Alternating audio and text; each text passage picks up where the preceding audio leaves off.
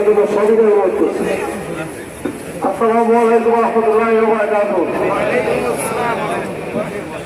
আজকে যে কথাগুলো বলবো সব কথাই আমাদের আলেম ভাইরা ছিল এখানে ওনারা বলে ফেলছে।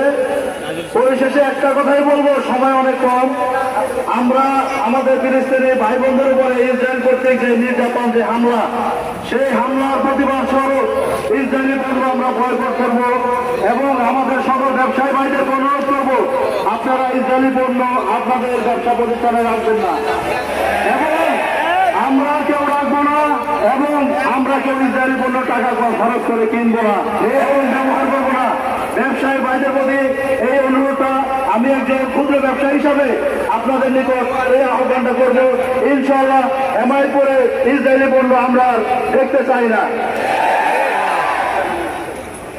দয়া করে ব্যবসায়ী ভাই যারা আছেন আপনারা ছাপাগুলো নামায় ফেলেন।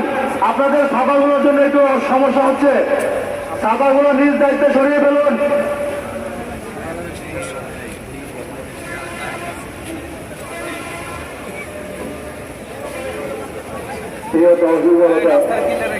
আমরা ব্যবসায়ী ভাইদের দৃষ্টি আকর্ষণ করছি।